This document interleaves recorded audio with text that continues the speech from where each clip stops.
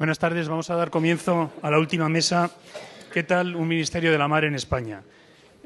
Tenemos un problema. Javier se va a tener que ir un poco antes y vamos a ver si luego le sustituimos por alguna otra persona. Quiero dar las gracias a todos los ponentes, en especial también a César, que ha hecho un esfuerzo especial por venir hoy. Y bueno, a todos los demás, todos los ponentes son suficientemente conocidos. Yo creo que no hace falta que pasemos a presentarlos. Vamos a dar una serie de datos para centrar esta mesa. Y vamos para ello a irnos a los años 80 del siglo pasado. Los astilleros españoles entregaban anualmente una media de 700.000 toneladas de registro. Hoy apenas llegamos a las 300.000. La flota mercante española computaba 7.300.000 toneladas de registro. Hoy apenas llegamos a los 5.100.000 toneladas, incluyendo aquí la flota controlada por armadores españoles. El 57% de la flota mercante controlada por armadores españoles navega bajo banderas de conveniencia, básicamente comunitaria, Madeira, Chipre, Malta. La flota pesquera española sumaba 20.000 barcos en aquella época. Hoy no llegamos a los 8.500. En el año 1979, yéndonos un poco más para atrás, la pesca daba empleo en España a 125.000 personas. Hoy en día a 31.000. La balanza de fletes marítimos en los últimos 10 años arroja un saldo negativo de 8.500 millones de euros. Hace 10 años, España disponía de 315 puertos deportivos. Hoy en día, 290. Es decir, se han perdido 25 puertos en una década. Y tenemos el mismo número de amarres que hace 10 años. Francia, con 3.000 kilómetros menos de costa, tiene 473 puertos deportivos. Es decir, 183 puertos más que España. A la vista de estos datos, ¿podemos concluir que nuestras industrias marítimas se encuentran en fase de regresión? El que quiera. Eso empieza tú. Señoras primero, ¿vale? A ver, yo te hablo con lo que yo puedo conocer un poco más, que es el transporte marítimo. En valores absolutos, nuestro mínimo histórico en GTs es 1994. Desde entonces hemos crecido. Lo que pasa que la demanda de transporte marítimo, lo que se necesita mover por mar, ha crecido muchísimo más. Y hemos crecido en porcentaje, no en valores absolutos, mucho menos que los países de nuestro entorno. Entonces, en ese sentido, pues está lo que acabas de decir, las importaciones y exportaciones españolas, que al final no deja de ser un sector estratégico. Por mar nos llega la energía que necesita la industria para funcionar, por mar tenemos para calefactar nuestros hogares, el aire acondicionado, materias primas para la siderurgia y, en definitiva, todo el estado del bienestar, todo lo que nos rodea, bolsos, sillas, todo esto llega por mar y dependemos de terceros.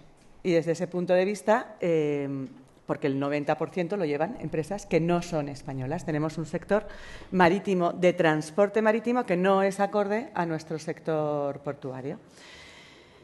¿Estamos en regresión? No crecemos al ritmo que deberíamos crecer. Y eso da el resultado de la balanza de fletes negativo, que ahora mismo está más bien en torno a 10.000 millones de euros anuales de fletes que se pagan a empresas por transportes nacionales a empresas que no son españolas. Y bueno, por dar una nota positiva, lo que sí te digo es que a NAVE tenemos una representatividad prácticamente del 100%, agrupamos a todas las empresas navieras armadores españoles, con buques que navegan bajo cualquier pabellón. Del pabellón no sé si vamos a hablar o no, pero a nuestras empresas les encanta el pabellón español, pero lamentablemente tienen que competir en un ámbito internacional completamente abierto y globalizado. Las importaciones y exportaciones españolas están abiertas a buques de cualquier pabellón europeo o no, y los tráficos de cabotaje también, en ese caso europeo. Y aunque la preferencia de nuestras navieras es pabellón europeo, el 90 y tantos % es pabellón europeo, pues lamentablemente el español es verdad que no está en las prioridades. Pero no son banderas de conveniencia en el sentido de menos seguras, todas están en el top, la lista blanca del Paris Mode. Pero bueno, lo que iba a decir es que la edad media de las empresas de ANAVE ahora mismo es 68 años. La edad media de las empresas de la mayoría de los sectores que existen y grandes seguros, lo que sea, es mucho menor. Visto en positivo, pues tenemos un sector con unas empresas maduras, suficientemente dinámicas, flexibles, que en un momento, ya hemos hablado esta mañana mucho de descarbonización, de cambio, de retos, al que nos enfrentamos con una transición energética brutal en todos los sectores, no solo en el ámbito marítimo, en el que España aspira a convertirse en exportador neto de energía, probablemente por primera vez en la historia. Para eso va a necesitar los barcos. Si quiere flexibilidad, si no quiere que le pase lo que le pasó a los alemanes con el Nord Stream, que por primera vez les hemos ayudado a importar gas, etcétera. Y ahí pues tenemos unas navieras que están preparadas para, uno, asumir ese reto y dos, escalar posiciones e intentar llegar al punto que probablemente nos corresponda por tráfico portuario. Javier, antes de irte... Como me tengo que ir en 5 minutos, si te parece, te digo algunas cositas y ya os dejo tranquilo aquí que habléis. En primer lugar, buenas tardes, Fondo Norte. Nos alegramos mucho de que estéis aquí. Bienvenidos a este apasionante mundo del mar. Os esperamos con los brazos abiertos para que trabajéis con todos nosotros en los distintos subsectores. Sois muy bienvenidos. En segundo lugar, los datos que tú has dicho están ahí. Lo que tenemos que hacer es reflexionar sobre qué tenemos que hacer para revertir la situación, para intentar que esto cambie de la vuelta. Esta mañana ya apuntábamos algunas cosas. Yo diría, en primer lugar, que si hablamos del ámbito europeo, necesitamos un cambio de rumbo en las políticas europeas. Lo que en la sesión anterior se mencionaba de pegarnos tiros en los pies, pues debería dejar de ocurrir. Tenemos que intentar conseguir que a través de las políticas europeas podamos ser competitivos en el mundo, porque al final esto es un mundo globalizado y estamos hablando de un sector globalizado. Lo que los anglosajones llaman el level playing field, las mismas reglas del juego para todos, es algo que debería existir. Esta mañana, en mi primera intervención, hablaba de la necesidad de un pacto de Estado por parte de los distintos partidos políticos para conseguir realmente que se valore al sector marítimo, al sector de la economía azul como se merece, hablando de una estrategia nacional marítima, estrategia nacional, ser considerado un sector estratégico nacional y desarrollar una estrategia de economía azul española. Tenemos varias estrategias de economía azul de ámbito autonómico, casi todas, prácticamente las comunidades autónomas lo han desarrollado o la están desarrollando. Falta ahora mismo que exista una de ámbito nacional y yo creo que eso es fácil de organizar, de sentarse, es cuestión de voluntad política y de entendimiento entre los distintos partidos políticos. Yo no creo que hubiera muchas diferencias entre los distintos partidos políticos para intentar conseguir una cosa así. Al menos sería nuestro deseo. Y, desde luego, la colaboración del Clúster Marítimo Español, de la Real Liga Naval, de la Real Academia de la Mar y de todos los subsectores, seguro que la vamos a tener. Y como me voy a ir pronto y lo ibas a preguntar después y no voy a estar, en lo del Ministerio del Mar. Me alegra que me hagas esa pregunta, Juan. Yo llevo dándole vuelta a este tema, la verdad es que bastante tiempo, y lo hemos hablado en el Clúster, lo hemos hablado en la Real Academia de la Mar, lo hemos hablado en los distintos foros en los que estamos, y esto es una opinión personal. La conclusión a la que yo llego es que, siendo España como es, y teniendo 11 ministerios diferentes con competencias en cosas relacionadas con el mar, me parecería realmente, aunque quizás sería deseable, me parecería algo realmente complicado que consiguiéramos tener un solo ministerio con todas esas competencias. A lo mejor tardábamos 4 o 5 años en que esas competencias pasaran a un ministerio y cuando nos hubiéramos dado cuenta ya habría pasado la legislatura y a lo mejor llegaban otras ideas.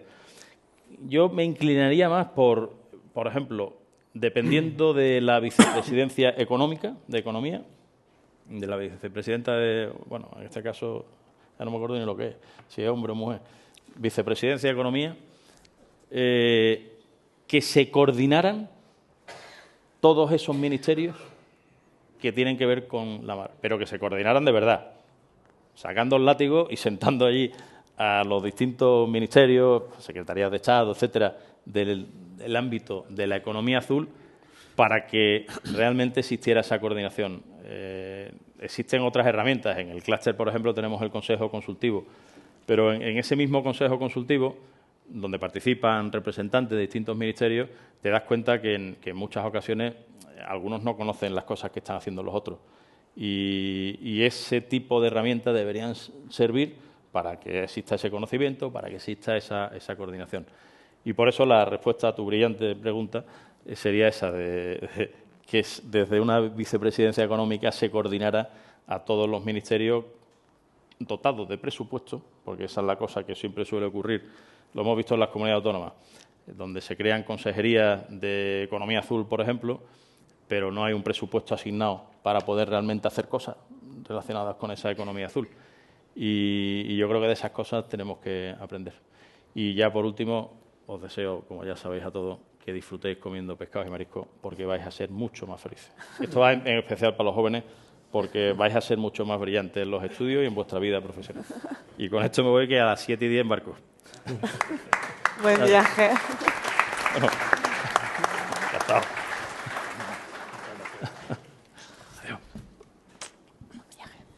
Bueno, nosotros seguimos. Somos un país en regresión en el sector marítimo. Bueno, los datos que has dado en materia de transporte marítimo son bastante claros y bastante evidentes. Por otro lado, hoy hemos visto ejemplos de empresas y del sector en general, del sector del mar en general, no solo del transporte marítimo, en el que vemos empresas punteras a nivel nacional y empresas que tienen tecnología y que se están transformando y que se están adaptando. Por tanto, si comparamos con la situación de países similares en Producto Interior Bruto, en costa o incluso históricamente, pues vemos que desgraciadamente nuestro país en transporte marítimo, que tuvo unas cifras importantes, pues ha ido perdiendo peso y creo que eso se debería intentar corregir. Y por otro lado veo una parte positiva de la transformación y de los cambios tan grandes y tan rápidos que se están produciendo en todo el sector y con empresas punteras y con iniciativas que dan esperanza a participar en esa transformación enorme tecnológica de todo el sector náutico, de todo el sector marítimo. Bueno, yo la verdad es que en la mesa me siento como un extraño por una razón. Yo soy diputado en el Congreso desde el año 2016, que es el año también desde que soy portavoz de Fomento. Me conozco todo lo que tiene que ver con un ministerio tan sumamente amplio, pero soy de la España interior, soy extremeño, no tenemos mar, por lo que cada vez que tengo que hablar de los temas que tienen que ver con el mar es un atrevimiento el intentar dar una lección además a la gente con la que comparto la mesa, que bastantes conocimientos tienen y bastantes más.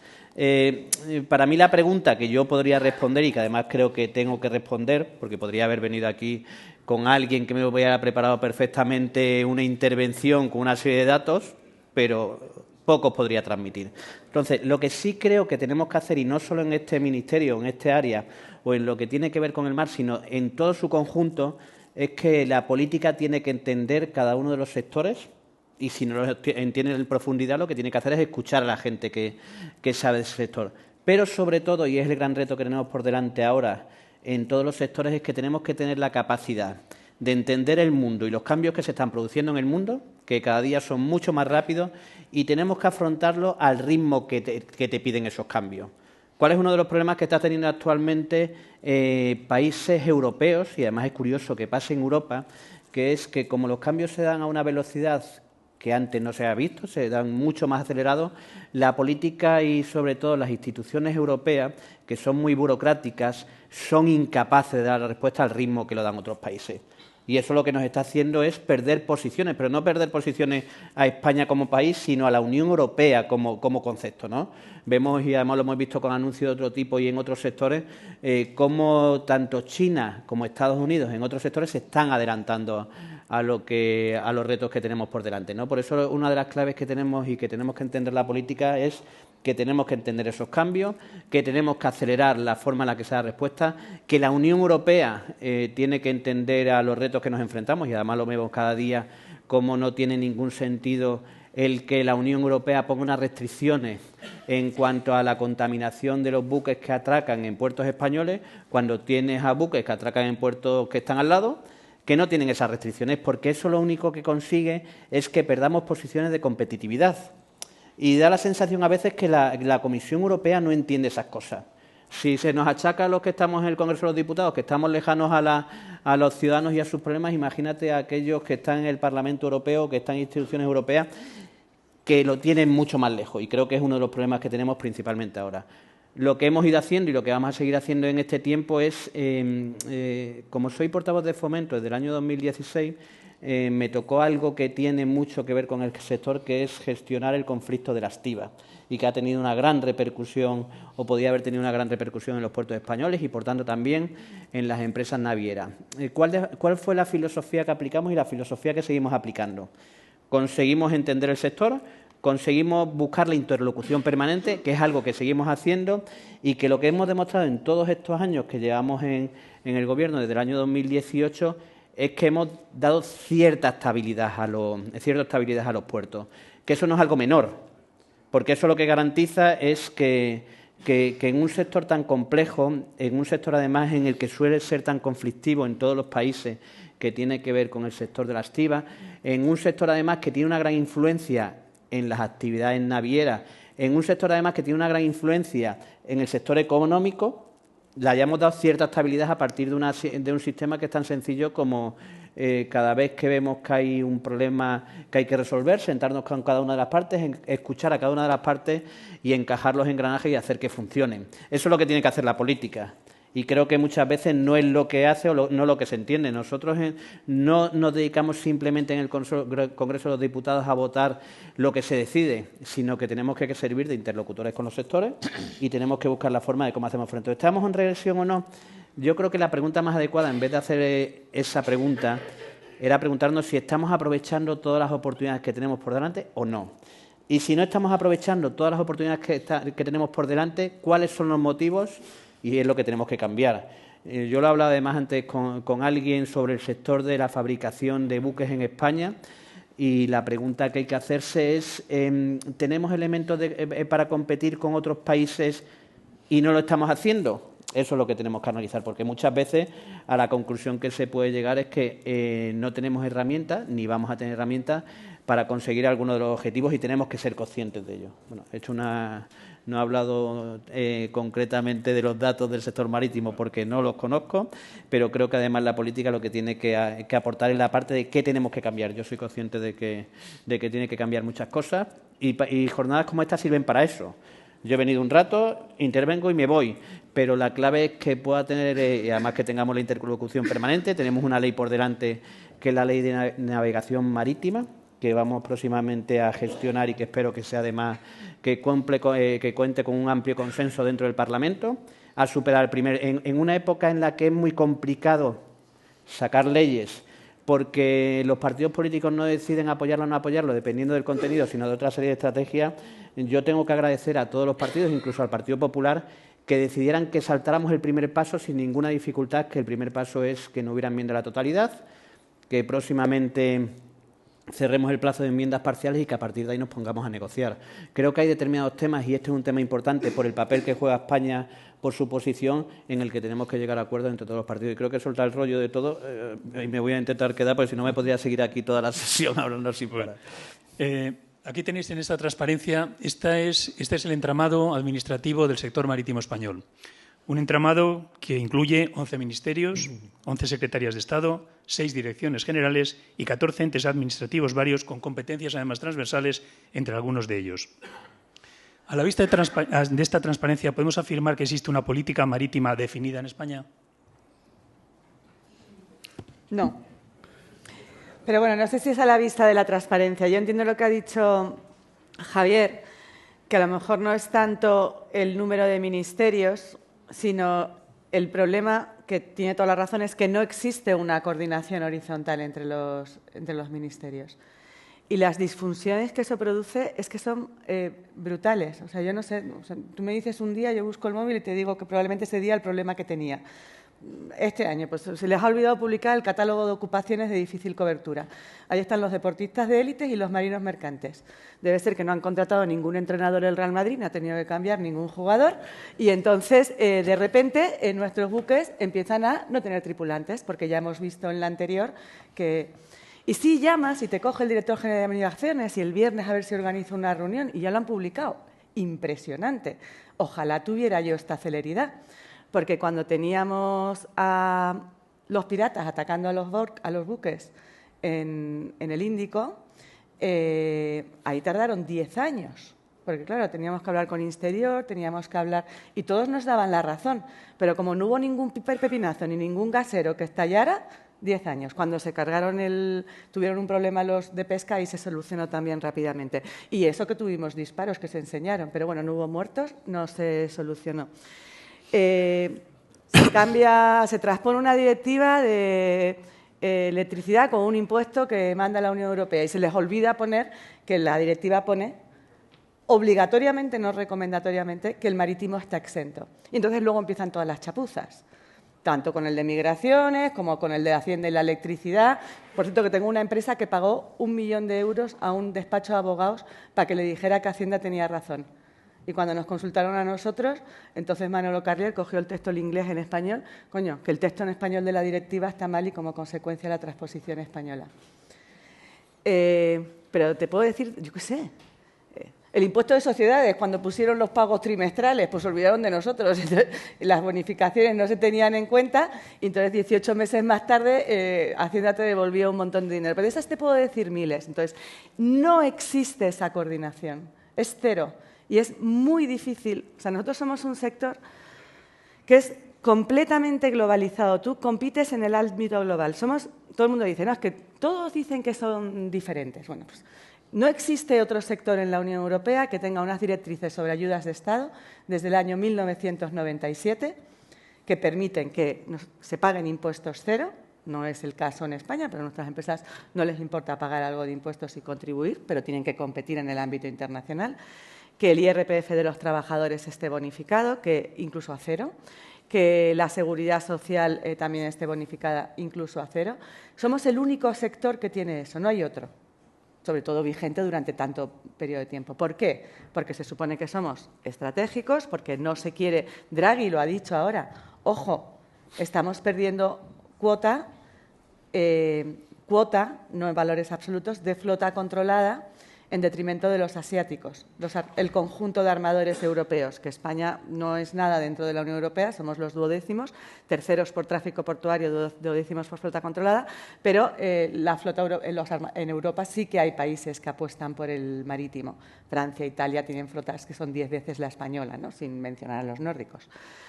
Entonces, ¿esto genera un problema? Sí. ¿Hay una estrategia marítima? No.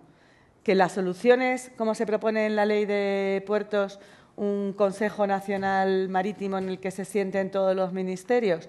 Pues creo que será un pasito, pero creo que probablemente para solucionar todos estos problemas necesitaremos un escalón o varios escalones más arriba, porque yo cuando hablo con transportes, en general lo entienden y se dan cuenta y les da mucha pena que cada vez, el año pasado tuvimos el mínimo histórico de buques abanderados, no hemos sacado los datos este año, pero os voy a decir un nuevo mínimo histórico. Y así hasta que alguien se dé cuenta, no de flota controlada por mis armadores, O sea, yo soy canaria, con este acento godo, me casé con un godo, vine a estudiar navales con David y me casé con un godo, pero soy canaria, el registro de Canarias a mí me duele muchísimo, de verdad, o sea, a mí me encantaba entrar en la EMSA y ver ahí un barco de Petrogas que ponía Santa Cruz de Tenerife. Y ahora resulta que el año pasado 4 empresas, armadores españoles, que tenían todos sus barcos en España, en los últimos años se los han llevado todos, porque no se puede. O sea, no encuentras tripulaciones, no tienes la posibilidad de contratarlos. Es que no es un tema de impuestos, es un tema de rigidez absoluta en absolutamente todo. Entonces, ¿cómo se soluciona?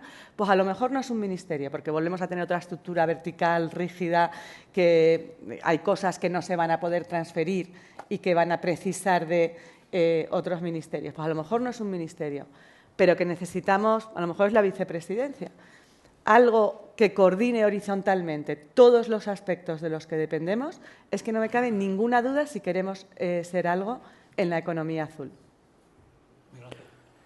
Sí, vamos a ver. Yo creo que desde esta mañana que hemos ido viendo las distintas ponencias y los participantes en este congreso, y no se le escapa a nadie de los que están aquí, que son expertos en la materia, que el sector marítimo es muy amplio, muy global y muy transversal. Y hemos visto problemas en materia de educación, en materia de transporte, en materia de medio ambiente, en materia de seguridad, en materia de defensa, en materia de temas exteriores, en materia de economía, en materia de impuestos.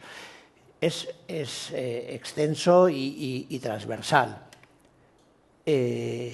Pero también es verdad que, como se ha dicho también esta mañana por parte del almirante, jefe del Estado Mayor de la Armada, cuando hemos vivido de espaldas al mar nos ha ido mal y somos una nación marítima. Yo vengo de una comunidad autónoma que es archipiélago, está rodeado por mar por todos lados. Desde que nací trago agua salada casi y por tanto nos damos cuenta que el mar es vital, es fundamental, es básico. Para nosotros, para la gente de Baleares, forma parte de nuestra vida y de nuestro pasado, como hemos tenido un ejemplo de Astilleros Mallorca que nos explicaba aquí su experiencia y cómo se ha transformado en los últimos años y cómo ha cambiado de una forma brutal el mantenimiento de embarcaciones deportivas de gama importante y cómo está cambiando el mercado. Por tanto, nosotros tomamos una decisión en julio del 23, que es decir, una comunidad autónoma como la nuestra tiene que tener una Consellería del Mar. Conscientes de la problemática, que las cosas no hay varitas mágicas para arreglarlo de un día para otro y consciente de las limitaciones en materia de competencias, pero que teníamos que alguien tenía que coordinar y tratar de dar esa visión marítima que sin duda como comunidad autónoma teníamos. Y yo creo que a nivel de España, que tenemos una administración también compleja, con un reparto de competencias en función de las comunidades autónomas y del Estado, pues debe existir alguna entidad, no me atrevo yo a decirlo porque no me atrevo a decirlo, pero sí que coordine la política del mar de una nación, de un país que tiene un potencial enorme, que tiene unos sectores tan estratégicos y tan importantes y que tiene una complejidad tan importante. Y, por tanto, yo creo que es importante, desde el punto de vista de organización administrativa y política, dar pasos hacia un organismo que coordine la política marítima de este país. Nosotros, hay otra comunidad autónoma, Galicia, hace tiempo que tenía una Consellería del Mar más destinada a la pesca. Nosotros nos preocupa muchísimo todo el tema de náutica deportiva, de seguridad, de puertos, que son instalaciones estratégicas, de transporte marítimo y abastecimiento, de seguridad, de medio ambiente.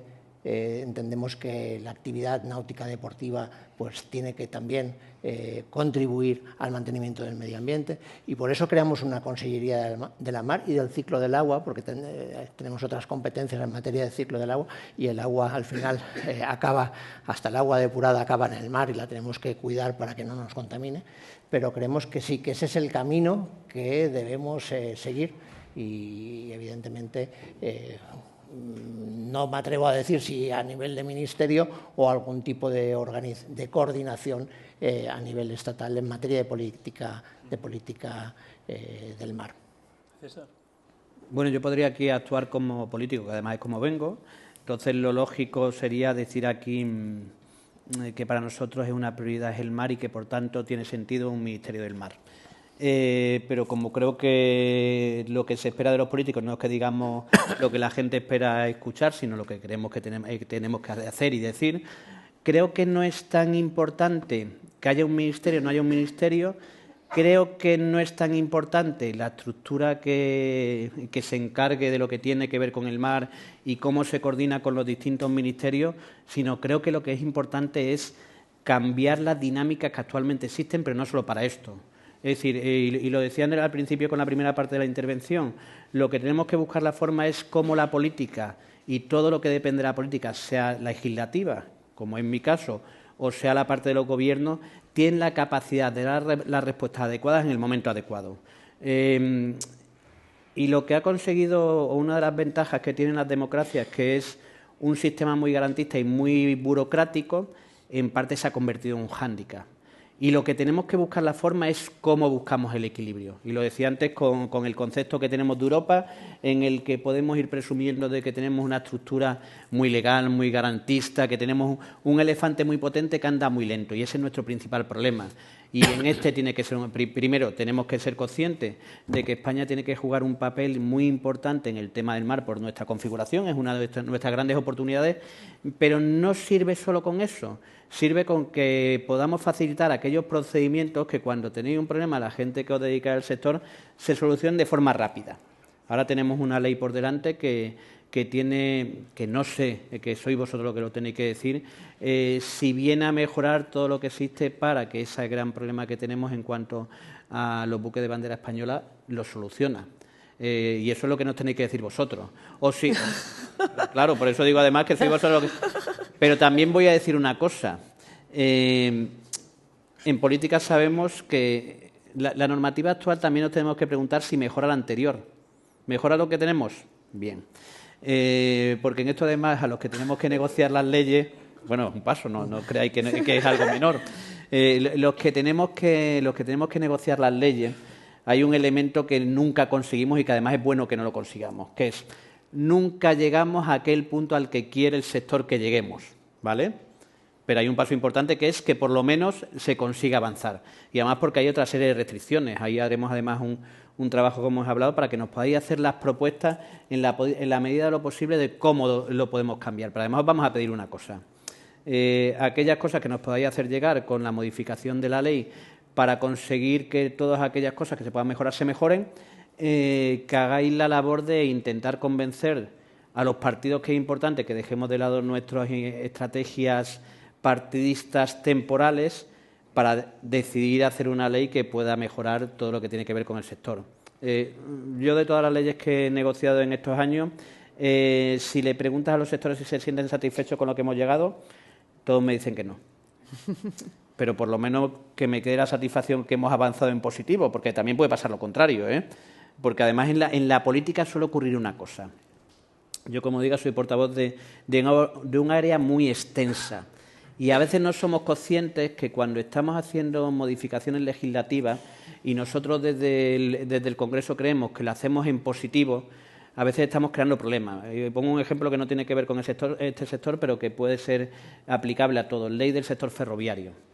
Hacemos una modificación de la ley del sector ferroviario en el que muchos diputados meten enmiendas que consideran que son muy buenas porque garantizan el que sea mucho más transparente. Y pongo el ejemplo concreto de que en algunos casos se pedía que pudiéramos, que cuando se hace una modificación de un proyecto que ya estaba, se pudiera volver a exponer públicamente para que la gente alegara.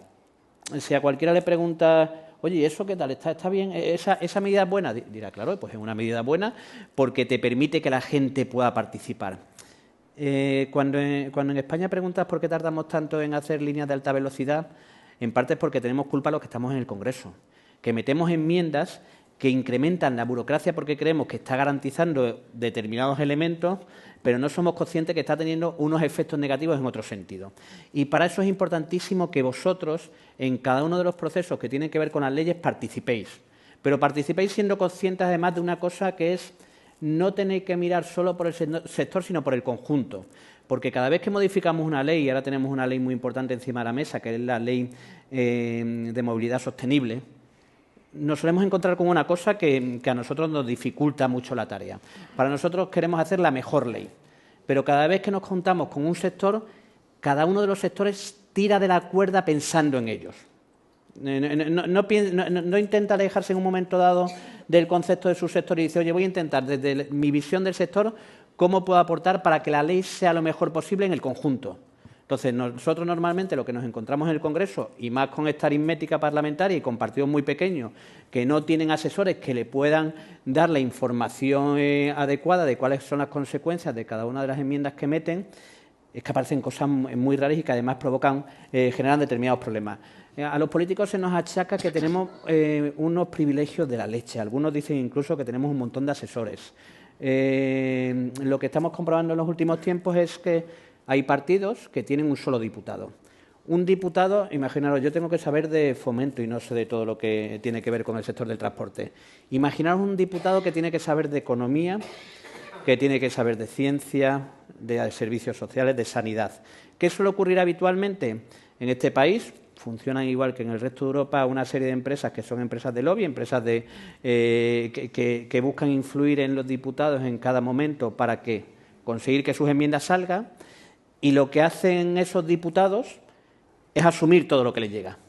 Incluso llegan a meter enmiendas que unas se contradicen con otras, porque no tienen a nadie que les pueda dar un criterio razonable sobre cada uno de los textos que se tienen que modificar. Los que somos de partido mayoritario, yo no tengo ningún problema. Yo, cuando me llegue en las modificaciones de enmienda que me propongáis, voy a hacer una cosa. Me voy a ir al Ministerio de Transporte y le diré: oye, Benito Núñez, cuéntame qué te parecen estas enmiendas. Eso no quiere decir que nosotros hagamos todo lo que nos dice el Ministerio, aunque seamos el partido que apoya al Gobierno, sino que tenemos criterio propio. Entonces, yo lo que os animo es a que en aquellas cosas incluso que no entendamos, busquéis la forma de convencernos, aunque el Ministerio no esté convencido, porque nosotros cogeremos el guante e intentaremos analizarlo con los mejores medios para modificar la ley lo mejor posible. ¿Es importante un ministerio la estructura? Para mí lo importante es la actitud. Para mí lo importante es que no tiene lógica que a día de hoy, en una época en la que la tecnología tiene una importancia como la que tiene, sigamos funcionando como si fueran épocas anteriores. A este Gobierno se le achaca muchísimo aprueba muchos reales decretos ley. Yo, personalmente, en la época que estamos, cambiaría el funcionamiento del Parlamento y del Gobierno para que la dinámica te permitiera aprobar leyes muy rápidas, aunque no corte la participación de la gente. Porque lo que nos está pasando con ese sistema garantista que tenemos y que nos hemos marcado los europeos es que perdemos posiciones, y dentro de muy poco a lo único que aspiraremos será decir: oye, somos un continente maravilloso con unos recursos y una burocracia magnífica, pero no jugaremos ningún papel en el mundo. Bien. Vamos a hablar, César, si os parece, ahora de seguridad marítima. Tal y como está definido el modelo de seguridad marítima, si es que se puede llamar modelo, en España este depende de Salvamento Marítimo, Guardia Civil, Armada, Policía Nacional, aduanas e incluso Policía Municipal en algunos ayuntamientos costeros. En Galicia existe una especie de guardacostas costero y se anuncia algo parecido, un guardacostas gallego, y se anuncia también algo parecido en Cataluña para dentro de poco. ¿No sería más razonable unarlo todo en un servicio de guardacostas nacional único e independiente? Es muy complicada la pregunta. Sí, totalmente. Y seguramente te vayamos a contestar de una forma que podamos decir una cosa y la contraria. Yo no tengo la información o no tengo los datos necesarios para saber qué es mejor o qué es peor. Lo voy a reconocer. Quien más lo conoce es el sector y las influencias que tiene. Entonces, yo aquí no me atrevo a decir si es bueno, malo o regular. Os podría soltar otro rollo de media hora, que no dijera absolutamente nada, que no me comprometiera, y que vosotros os quedaréis pensando o con la duda de cuál es la opinión. Yo no tengo los datos para saber si es bueno o malo. Yo prefiero que sea la gente del sector lo que lo pueda. Sí, yo expondré el problema que, por ejemplo, nos encontramos en Baleares. En Baleares, como sabéis, el número de embarcaciones deportivas, un tanto por ciento de las embarcaciones deportivas de España, muy elevado, un 20 y tantos por ciento debe estar en puertos de Baleares. En pleno verano tenemos la suerte, también es la suerte de que tengamos un montón de embarcaciones deportivas en el litoral. Y desgraciadamente, pues los medios que tiene la Guardia Civil para poder vigilar y garantizar la seguridad en las costas de Baleares son mínimos. En la isla, yo soy de Menorca, en Menorca no tiene embarcación la Guardia Civil, el servicio marítimo de la Guardia Civil. Hablaba con el coronel jefe del servicio marítimo y le comentaba que le ponía a disposición suya los medios de la comunidad autónoma, si no tiene embarcaciones, para que la Guardia Civil haga presencia en el mes de agosto en una isla en que pueda haber miles de embarcaciones deportivas navegando. Es evidente que el sistema no funciona. Falta de medios, falta de coordinación, falta de definición de las competencias.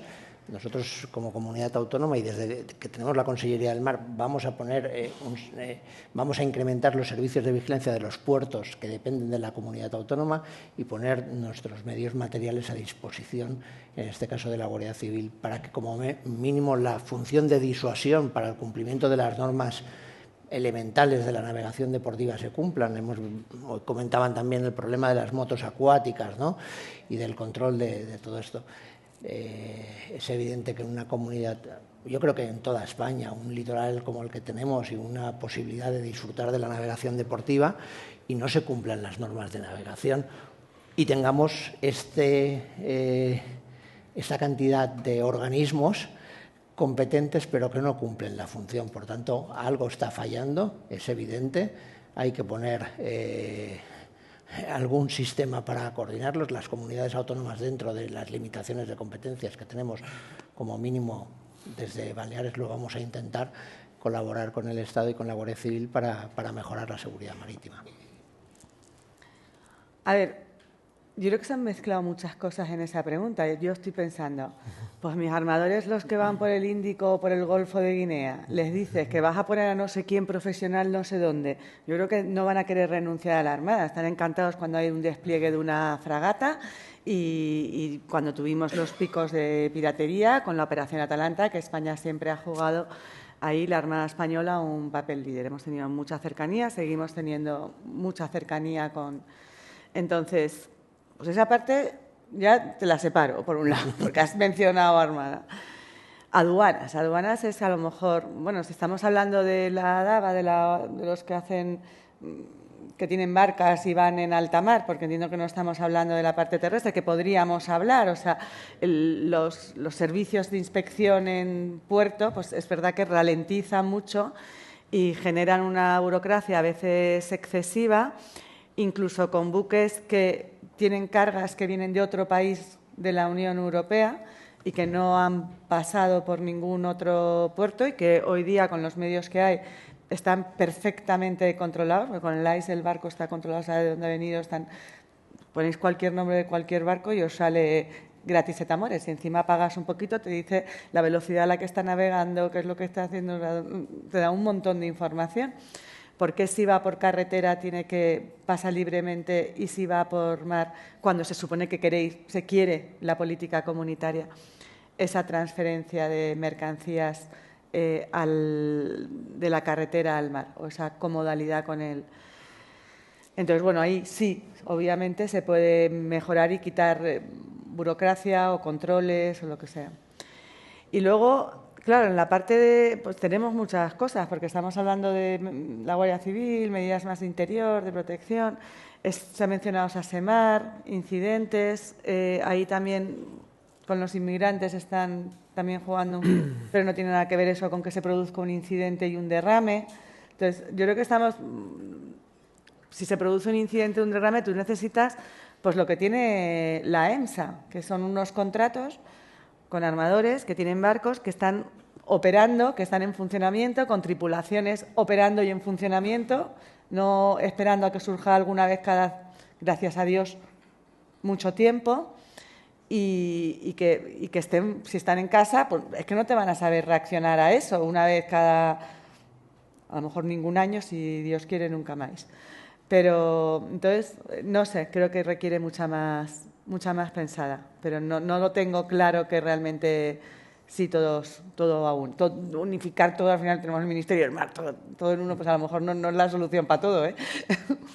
Bueno, vamos a hablar un poquito de Marina Deportiva. Desde hace un tiempo la bandera deportiva española está encontrando en los registros de Bélgica y de Polonia un acomodo que no encuentra la Administración española. ¿A qué creéis que se debe esto y qué soluciones se le pueden dar para revertir esta situación? No tengo ni idea. Vamos, te lo puedo decir. Pero me imagino que cosas parecidas a las que nos pasa a la Marina Mercante. Pero es que no te sé contestar. Esta mañana estaba Carlos García San Lorenzo, que sabe mucho de Marina Deportiva, y ha hablado mucho de Mercante, nos teníamos que haber cambiado. Pues seguramente simplificar los trámites en la Marina Deportiva también, en las embarcaciones deportivas. Seguramente tiene que ver por el coste que es más barato tener las banderas estas y, por tanto, igual tenemos una normativa también en esta materia que habría que modernizar y hacer más atractivo que los barcos tengan bandera española. Mira, te doy una respuesta. Yo tengo en Galicia un barquito chiquitico, no pasa ni TV. Es bandera portuguesa. No he conseguido, o sea, yo lo he intentado 1000 veces, a mí me hace mucha ilusión ir con mi banderita española. No lo he conseguido. ¿Por? Porque fue una cosa que compramos de segunda mano, muy antigua, para salir con los niños y tal. Y entonces, pues a lo mejor los papeles de origen no están o lo que sea, pero bueno, la bandera portuguesa, la capitanía portuguesa me hace mis inspecciones y mis cosas y me da mis papeles todos los años. Pues digo yo que con lo mismo debería poder venir a otro país comunitario cuando estoy en amarre español y puerto español. Pues no. Pero bueno, todos los años viene un portugués, se lo lleva, lo guarda en invierno, me hace todo el mantenimiento y el papeleo y lo tengo. Pero oye, si me arregláis eso, yo me encantaría ir con mi banderita española. Bueno, la clave está además, yo creo que la ha dicho, hay 2 países dentro de la Unión Europea que tienen unas ventajas o que están por encima de nosotros. Hay que hacerse la pregunta ¿por qué? Y a partir de, porque además hay una cosa que la legislación europea que está por encima de todos los países y que nos garantiza que tengamos un paraguas, si hay determinados países dentro de esa legislación que tienen unas ventajas, habrá que analizar cuál es el motivo para que tengan esas ventajas y después decidir si estamos dispuestos o no. Porque a veces tenemos que hacer unas modificaciones para competir y para decir que queremos competir con esos países para tener más banderas deportivas, pero a lo mejor tiene otras consecuencias negativas en otro ámbito. Porque como no lo digo, es tan sencillo como analizar cuáles son los motivos, ver el si se puede modificar, ver si merece la pena.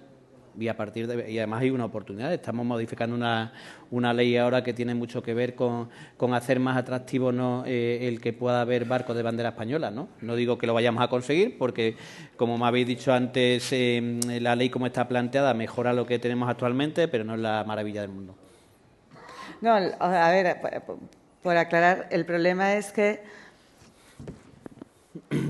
muchas de las ineficacias que nosotros ahora estamos sufriendo, las que realmente hacen, no son competencia del Ministerio de Transportes. Y eso es una ley del Ministerio de Transportes que, aunque incluye alguna otra cosilla, pues lamentablemente no se puede meter ahí. A ver, a mí me encantaría, yo presento enmiendas para cambiar todo, la ley de prevención de riesgos laborales y todo lo que haga falta, pero entiendo que no es la corrección política, ¿cómo se llama eso? Tiene una palabra de... No es política, es legislativa, ¿no? No sé, bueno, que no es lo correcto, ¿no? Lo correcto es hacerlo en su ámbito. Pero a los ministerios en general no les gustan las excepciones, no les gustan. Yeah. No les gustan tener que hacer un régimen especial para un sector. Y prefieren el parche, porque, por ejemplo, menciona la ley de PRL. La ley de PRL no se puede cumplir por muchos de los buques abanderados en España. Algunos se van y tal. No se puede cumplir. Y lo sabe, ¿eh? Lo saben. Y saben que no se cumple. Pero hacemos la vista gorda. Bueno, pues esto es mejor, pues que Dios quiera. Y te digo por qué. Yo fíjate por qué chorrada. La formación la tiene que hacer un tío con un curso de 300 horas de formación intermedia. Que, por cierto, luego va a bordo del barco y le enseñas el SGS de la compañía y te dice, ¿pero qué me estás contando? Si tú lo tienes aquí todo procedimentado, el trabajo en altura, si tienes que bajar a la bodega, que tienes que poseer los EPIs, todo. Pero bueno, no importa, tienes que ir y firmarte el papelito, ¿no? Muy bien. Pero tenemos barcos que navegan por el mundo y que no vienen a España. Búscate el servicio de prevención ajeno que te vaya al Índico o a Angola y que tenga que vacunarse y bajar en helicóptero. Pero ya no solo eso, que encima el idioma de trabajo a bordo es el inglés. Como no existe, ya está. Pero hay una clave. Y no se puede hacer a distancia. Hay una clave que has dado que es, hay determinadas normativas que dependen de otros ministerios, pero le afectan a esto y tiene que ver además con lo que has dicho. Si es complicado que un ministerio que tiene que ver con este área, como es el Ministerio de Transporte, en algunas ocasiones no pueda tener todo el conocimiento para ver cómo afectan determinadas cosas, ya cuando te vas a otro ministerio, para ahí vámonos. Pero yo creo que nosotros tenemos la obligación, y yo sé además, y además tú lo has remarcado, que a los ministerios no les gusta hacer excepciones, pero eso es lo fácil. Porque además, si no haces excepciones, a veces estás renunciando, por ejemplo, con esta ley, a que puedan mejorar determinadas cosas y podamos hacer a España más competitiva en cuanto a las banderas, a que pueda haber más buques con bandera española. Y yo sí os animo a que en aquellos temas que tienen que ver con esta normativa, aunque sean de otros ministerios, hagáis la labor y nosotros facilitemos la labor el Ministerio de Transporte o todo lo que tiene que ver con área podemos estar convencidos, y os animamos a que convenzáis a los ministerios que nos tienen que informar, sobre todo de las consecuencias negativas que tiene el no hacer ciertas especificidades. Entonces, yo además creo que es en el sentido en el que... Esto viene de hace muchos años. Ya lo sé, claro. Y vamos, que no me he reunido yo con cuántos directores generales de trabajo, y te dan la razón también. Inspectores, todos.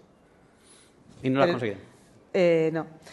Al final, te vas avanzando, ¿no? Entonces te dicen, bueno, como lo has puesto en formación, más que hacerte una excepción ahí, vamos a homologar la formación del capitán, que por cierto les hemos hecho, para que te hagas una idea, nosotros hicimos entonces, les comparamos las 300 horas con las 300 horas del oficial, por formación reglada y académica, porque luego necesitan homologar los títulos, las superan y están todos los temarios. Vale, sí, pero bueno, esto al final no es nuestro, entonces trabajo nos manda a universidades nos manda a no sé quién, que no me acuerdo ya quién era. Y llegó un momento, no sé, le dedicamos 5 años de nuestra vida, muchos recursos, te doy todas las páginas de los planes, todos los planes de las facultades de náutica de todas las escuelas de España comparados, junto con los planes de formación del convenio STCW internacional, te doy todo, al final... y con total apoyo del Ministerio de Transportes, y nos daban la razón, pero no se soluciona. Se pasa la pelota de una forma, en este caso en concreto, por ejemplo, ya que ha salido el caso. Lo retomo, pero claro, llega un momento que dices, bueno, pues venga, vamos a pelearnos por otra cosa. Bueno, como vamos a dejar espacio para un par de preguntas, vamos a terminar con la última pregunta, aunque me temo la respuesta vuestra. Existen ministerios de la mar en Italia, Francia o Portugal. En el Reino Unido y en Holanda existen secretarías de Estado de la mar. ¿Creéis que algún día España tendrá un ministerio de la mar? Bueno, yo creo que ya ha quedado claro que a lo mejor no es lo mejor, pero aquí lo que sí debería tener España, creo, es conciencia de la economía azul. Es decir, yo creo que ya tenemos bastante conciencia de la economía verde en España, en Europa y en todos sitios, pero la economía azul... Y ahora voy a leer, el Banco Mundial prevé que el crecimiento azul supere el crecimiento del PIB en un futuro próximo. Tiene una gran actividad económica. Va ligado, por supuesto, al transporte y todas estas cosas que hemos hablado, pero a generación de energía. Y ya no hablo de eólica marina, porque eso es eólica, pero la undimotriz, las olas, las diferencias de salinidad y otras cosas que si te pones a estudiar es muy curioso. Había un estudio que no me acuerdo de quién era, pero creo que era la Agencia Europea del Medio Ambiente, que dice que la energía que ahora mismo tienen contenida de los océanos es 4 veces el total de la energía mundial eléctrica que se genera ahora mismo. Es una barbaridad y necesitamos energía limpia. En el mar hay muchas peleas. España está peleando por muchos kilómetros de costa, ampliar un poco los 250 millas dentro de lo que permite el convenio UNCLOS, tanto en Canarias como en el Atlántico y un poco en el Cantábrico, porque hay mucho recurso marino una vez terminemos de agotar todos los terrestres, de nuevos materiales, metales, etcétera. Esto, además, va a conllevar una regulación para proteger también los océanos, el ecosistema, etcétera. Entonces, aquí hay una oportunidad que todo el mundo ve que es muy gorda. Ya os digo, os he mencionado el Banco Mundial, os he mencionado la Agencia Europea del Medio Ambiente, y que hay mucha gente haciendo movimiento. Entonces, que necesitamos tener esa conciencia y que no sé cómo se crea. O sea, que un ministerio obviamente ayuda porque la publicidad se ve. Yo, si me vas a elegir, te diría que en vez del ministerio me gustaría una serie de Netflix, porque yo creo que ahí íbamos a conseguir mucho más. Pero bueno, pero buscar la forma de adquirir esa conciencia, de que esto entre en la agenda política al más alto nivel y en todos los aspectos, y ya no hablo solo de transporte marítimo, sino de todas las sinergias asociadas, creo que sería muy bueno y muy positivo para un país como España. Miguel Ángel. Juan Manuel. Perdón, Juan Manuel. Vamos a ver, yo lo que he comentado antes, creo que un país como el nuestro, con los kilómetros de costa que tiene, con la influencia y la importancia que tiene la mar en su economía, en su vida, en su historia y, por tanto, en el futuro del país, debe tener algún tipo de organismo, y no me atrevo aquí a decir si Ministerio o Secretaría de Estado, que coordine la política sobre el mar y que es imposible que englobe absolutamente todas las materias que afectan al mar, porque ya he dicho que el mar es transversal y afecta desde sanidad a educación, a asuntos exteriores, a defensa, pero que sí que englobe la política en materia de mar. Cuando vemos lo que están haciendo otros países, por ejemplo, Italia está planteando una estrategia italiana del mar en la que tiene una persona que está casi por encima de los ministros y reúne a los ministros para hacer una coordinación política en materia de política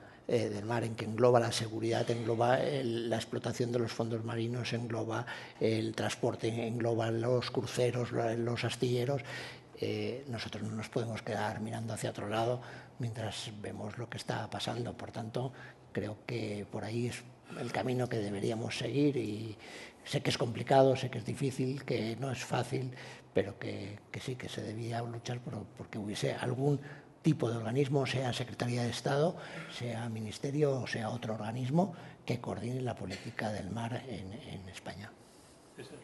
Bueno, yo creo que no estamos aprovechando, como es obvio, todas las oportunidades que tenemos con la posición que tenemos como una península rodeada en gran parte de agua, y creo que es algo que es obvio, no lo estamos aprovechando como se tiene que aprovechar, y lo que tenemos que analizar es en qué parte no lo estamos aprovechando por problemas legislativos, y modifiquemos aquellas cosas que creamos que podemos modificar, y en qué cosas no estamos aprovechando por la estructura que tiene actualmente el Estado, las comunidades autónomas, etcétera.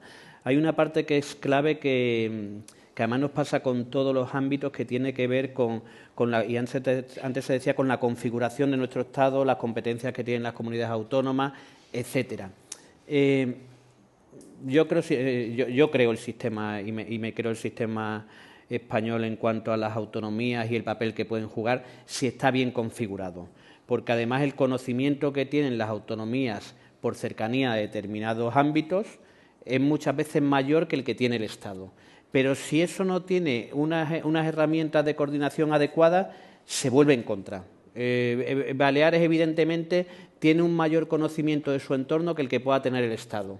Y hay una serie de competencias que seguramente las pueda desarrollar de una forma mejor que las pueda desarrollar el Estado. Pero lo que nos suele pasar con la estructura que tenemos configurada en nuestro país es un problema de coordinación, y que a veces incluso nos ponemos a discutir sobre quién tiene las competencias en unas cosas o en otras. Incluso a veces buscamos tener, o las comunidades autónomas buscan tener competencias en algunas cosas por el simple hecho de decir quiero tener esas competencias, en vez de buscar quién lo puede desarrollar de la forma más adecuada. Por eso, vale, podríamos crear un Ministerio de la Mar. No solucionaría nada, ni es el elemento y no es el elemento importante de. Bueno, ¿alguna pregunta? Sí.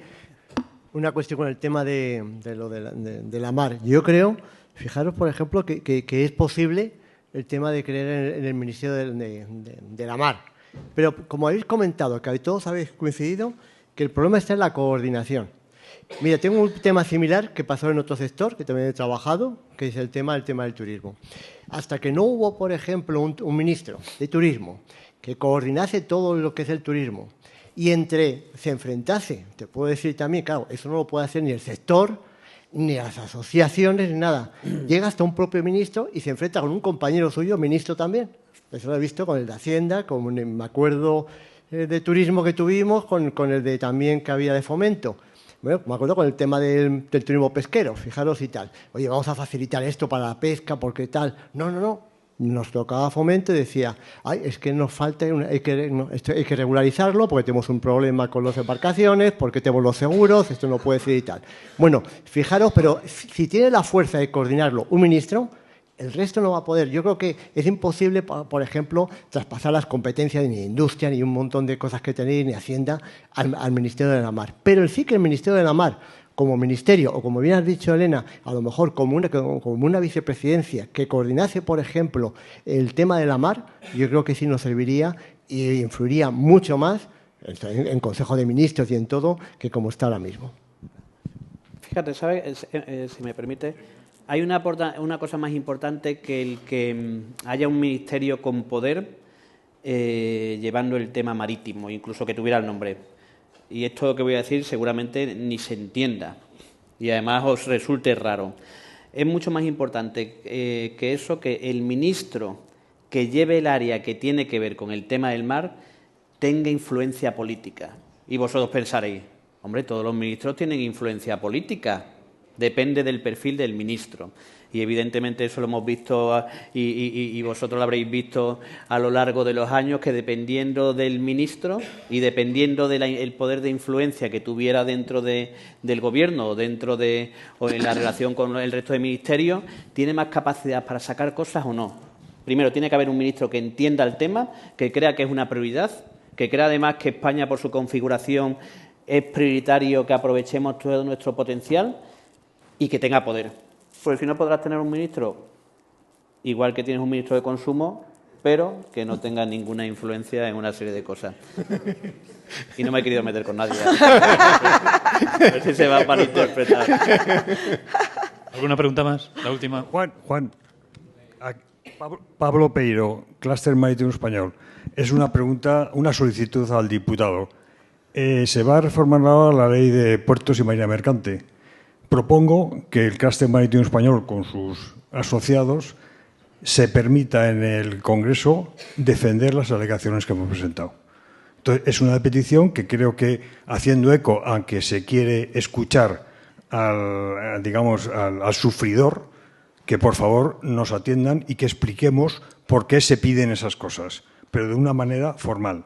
Sé que hemos hecho varias aproximaciones a varios diputados, pero me gustaría que la comisión recibiera a los representantes del Clúster Marítimo Español para explicar esos temas y que los diputados entendieran lo que queremos decir.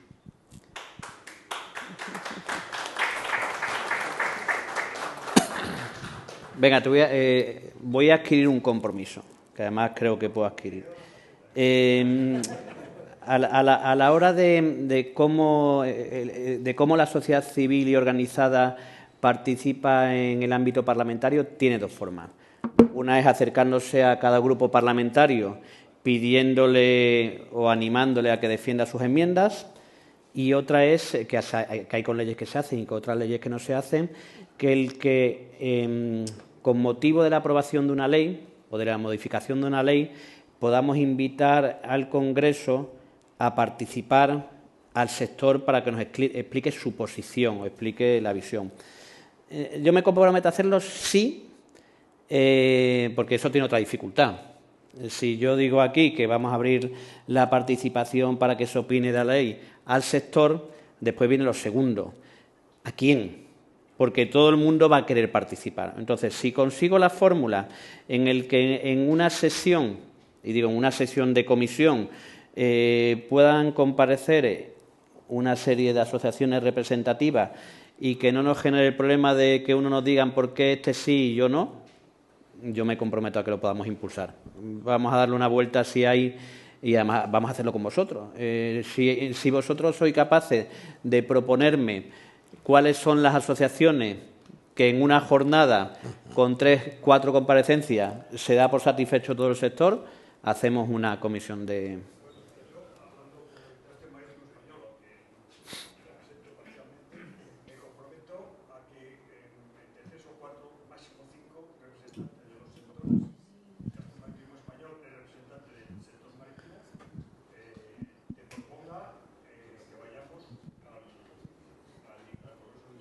Pero después me van a decir, los sindicatos me van a decir, oye, nosotros tenemos que opinar. Bueno, vamos a ver. La parte de los navieros me van a decir, oye, nosotros tenemos que...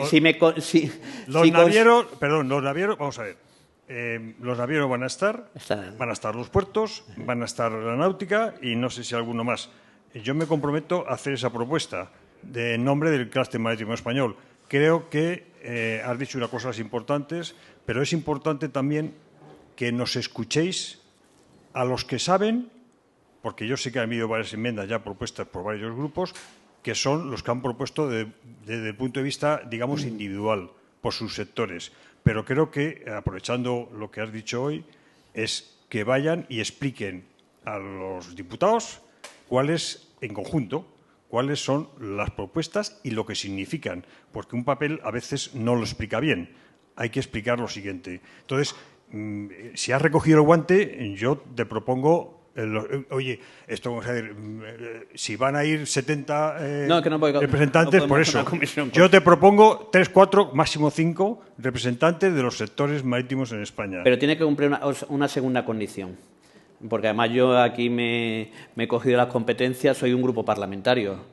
Es cierto que es el grupo parlamentario del Gobierno.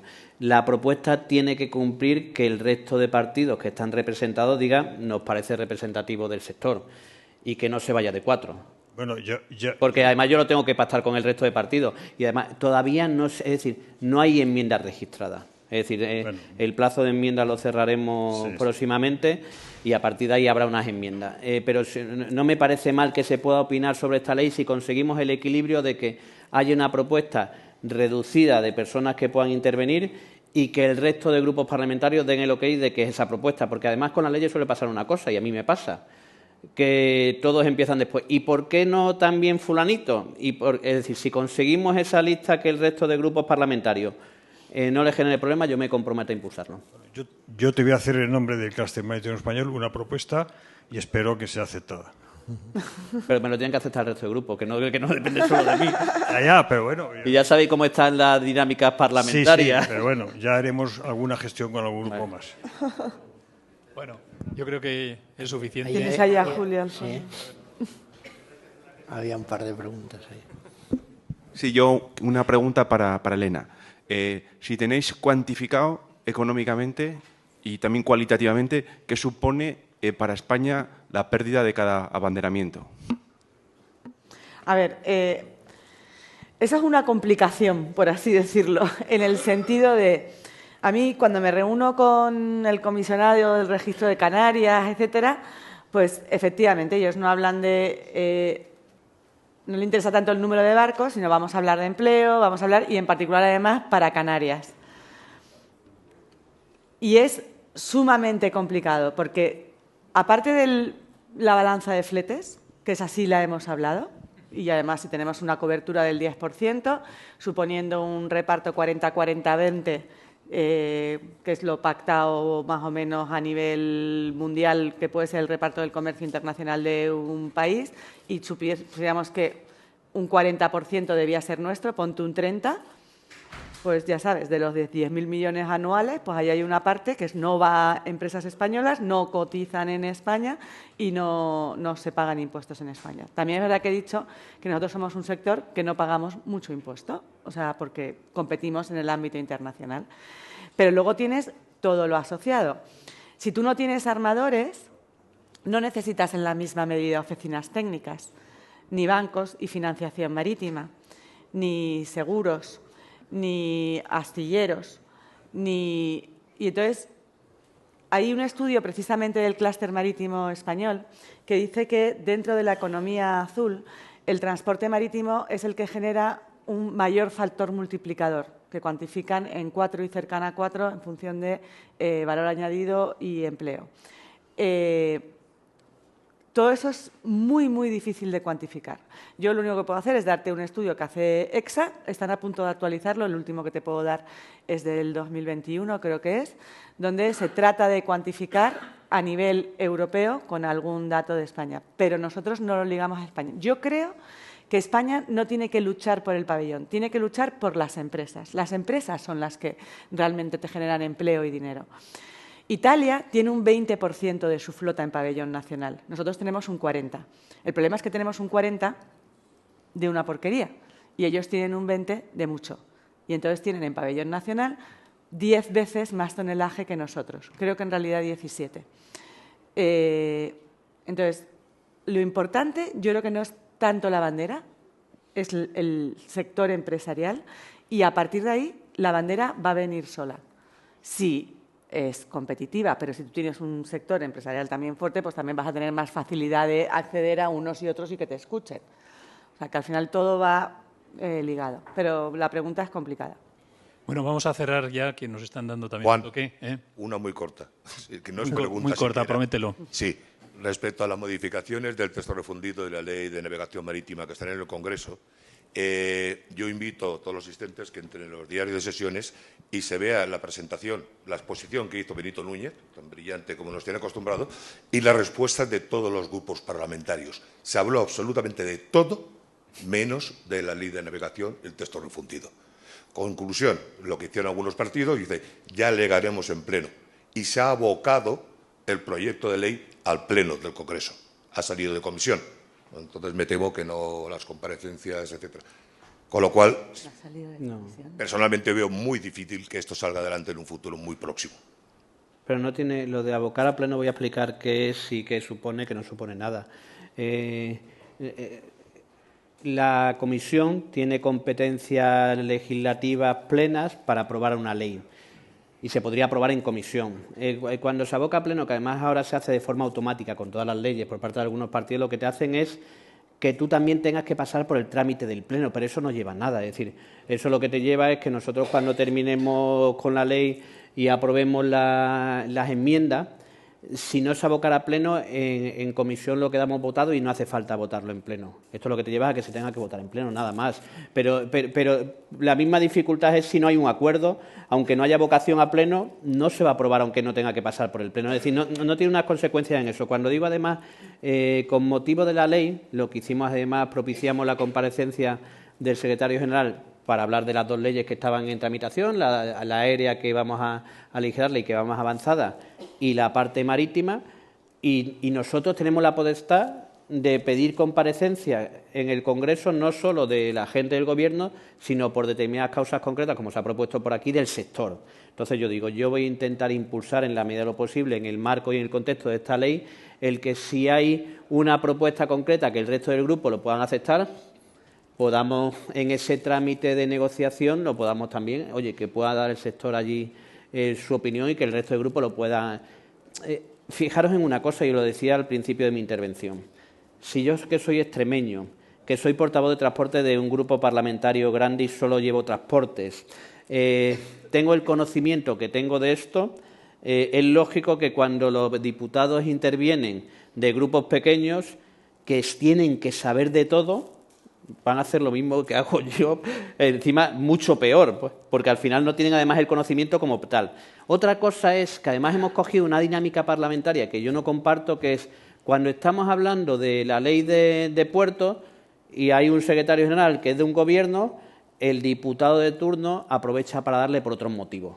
Desgraciadamente la política ha llevado a un punto en ese sentido en el que cuando tiene el foco mediático, los diputados aprovechan para hablar aquello que puede ser más mediático, aunque no tenga que ver con el tema.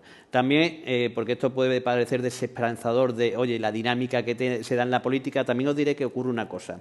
Cuando nosotros aprobamos una ley, hay un trámite previo que es el de una ponencia. En una ponencia no hay cámaras, no se retransmite y debatimos qué enmiendas forman parte ya del dictamen, incluso sin pasar por votación. Lo curioso es que como ahí no hay cámaras, ahí hablamos de las leyes. Porque nadie va a reflejar, nadie va a tener después un vídeo que pueda subir en la red metiéndose con el ministro de turno. Por eso entendemos las dinámicas que se dan en la política, aunque no compartamos lo que estamos. Pero no quita, lo que haya vocación a pleno, no quita que se pueda dar esa dinámica y que se... Es que había grupos parlamentarios que dijeron que presentarían sus alegaciones en pleno. No, esa... No, es decir, si nosotros conseguimos... Aquí la clave está... que los que tenéis influencia y que además os animo a que convenzáis al resto de grupos en el que es importante que salga esta ley, porque puede pasar una cosa. Que seamos tan ambiciosos con lo que quiere ser la ley, que no haya ley, ¿vale? Porque no haya un marco en el que podamos alcanzar un consenso que pueda ser votado por la mayoría de grupos. Entonces, ahí os pido que hagáis esa labor, porque suele pasar además una cosa que es... la mayoría de sectores, cuando va una ley que tiene que ver con su sector, busca meter las máximas enmiendas que le puedan afectar o que puedan mejorar a ellos. si eso al final te lleva a un contenido general que no va a ser apoyado por los grupos, da lo mismo, puedes haber metido una enmienda de una ley que no va a existir. Entonces, lo que sí, en eso yo os animo a que trabajéis conjuntamente con nosotros, no solo a que podamos hacer un contenido fabuloso de la ley que pueda beneficiar al sector, sino que sea una ley que pueda ser aprobada. Y, sobre todo, que a la hora de votar los distintos partidos tengan en cuenta, a la hora de pulsar el botón, solo el contenido de la ley y no otra serie de derivadas que se ponen a día de hoy en la dinámica parlamentaria y que nos encontramos que dice, oye, teníamos una magnífica ley, pero como he decidido arrearla al presidente del Gobierno con esta ley, pues no es ley. Entonces, bueno, creo que el sector en eso puede hacer mucha labor y yo os animo a que en eso nos facilitéis en la medida de lo posible el que pueda haber una ley, porque existe el riesgo de que no haya una ley. Y también, y ya que aprovecho que estoy en el ámbito en el que vosotros podéis tener una capacidad de influencia, la ley es de marina mercante, de marina, de navegación marítima y de puertos. La parte que está incluida dentro de la ley, que tiene que ver con los puertos, es mínima. Yo tengo un temor. El que se abra tanto el melón de las cosas que se quieran meter de puerto, que lleguemos a una ley que no la podamos aprobar. ¿Cuál es la posición que siempre he mantenido? Y lo decía antes también con el resto de enmiendas. Que busquemos no solo el que se puedan meter las enmiendas que creamos más adecuadas, sino que eso no impida el que pueda haber un consenso en el Parlamento que te permita aprobar la ley. No sé si me he explicado consecuentemente.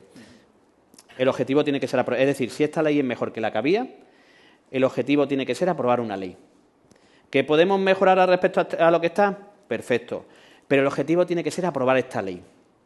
Porque si no, lo que nos podemos encontrar, y lo advierto, es que no tengamos ley. Y nos quedemos con lo que está. Bueno, yo creo que ya es suficiente por hoy. Damos por cerrada la mesa. Muchas gracias a todos los ponentes y los participantes.